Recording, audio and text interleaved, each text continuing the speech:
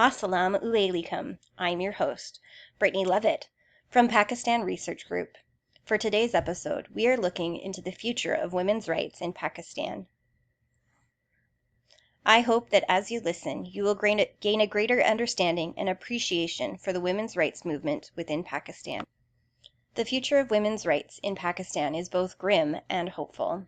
Its history is full of examples where women are continue to be stripped of their basic human rights. While it is also hopeful, there are many groups that are diligently working to continue to gain rights for the women in Pakistan. Muhammad Ali Jinnah, the father of Pakistan, while addressing a group at the Muslim League meeting at Muslim University, has been quoted as saying, "Another important thing which I want to make clear to you is that no nation can make progress in the true sense unless its women participate in the development and construction of work along with men. We are habitual of wrong customs and traditions of keeping women confined within the four walls of the house. This is not just cruelty, but also a crime against humanity. I do not mean to say that they should adopt Western ways of life or follow them. We must make efforts to improve the condition of women according to Islamic standards and teachings. There is no reason that women should live in the conditions in which they are being kept. You should take the women along with you in every field of life, but away from the bad things of the West. How do you expect an illiterate woman to give a good upbringing to the children?" So if the very founder of Pakistan felt this way about women, why are the women of Pakistan denied so many of their basic rights? After one of many military coups that have plagued Pakistan, military leader President General Zia ul Haq pushed for the Islamization of Pakistan. One of the ways that he did this was through the implementation of federal Sharia courts and by enacting the Hudud Ordinances. All instances of extramarital sexual relations were punishable. Under these laws and ordinances, a woman could be flogged for adultery. If a rape was reported, a woman had to provide 4 witnesses. Otherwise, legally, the rape was considered adultery. In legal matters, 2 women would have to stand witness against the testimony of 1 man, making the testimony of a woman not equal to that of a man. Some marginal work has been done to reform the Hudud Ordinances. First, by General Musharraf. In 2006, he signed into law the Protection of Women Act, which is a criminal law amendment. This act was precipitated when a commission of inquiry for women was released in 1997.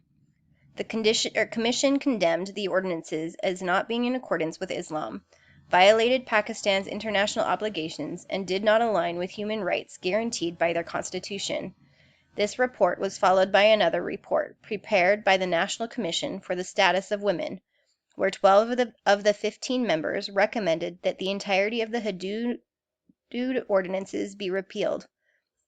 Both reports gained some support from the Council of Islamic Ideology under the leadership of Professor Khalid Musaad, who held a more liberal and human view of Islam. Efforts to change the ordinances was helped by Geo, a TV program that held debates over several weeks where people talked about the Hudud as a man's interpretation of the law and whether it was Islamic.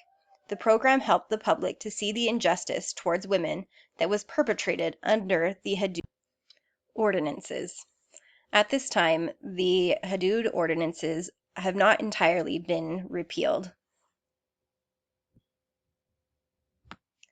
Today, the fight for women's rights is aided by advocacy groups such as WISE, Women in Struggle for Empowerment, led by Bushra Khaliq.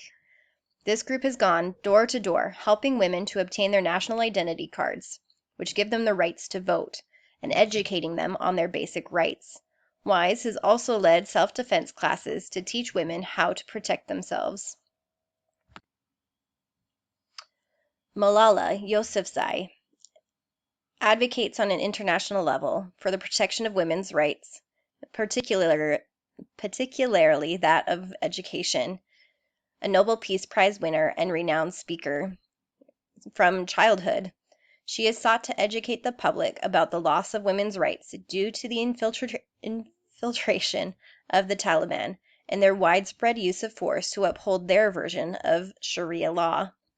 She has been quoted as saying, "In Pakistan, when women say they want independence, people think this means we don't want to obey our fathers, brothers, or husbands. But it does not mean that. It means that we want to make decisions for ourselves. We want to be free to go to school or to go to work.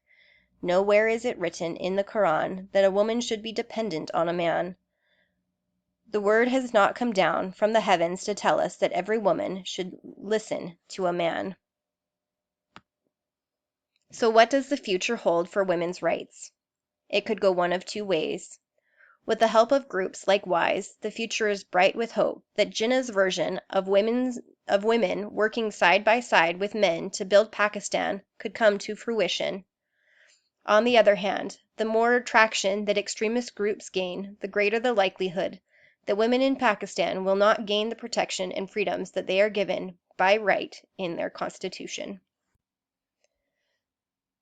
So tell us in the comments after this episode, tweet us, comment in the Pakistani research group what your prediction is for the women of Pakistan and their rights.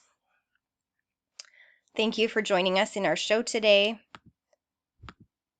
Here are the references for my presentation this week. If you would like to gain a greater understanding of the topic of today's presentation, you are welcome to follow the links, and thank you for joining us.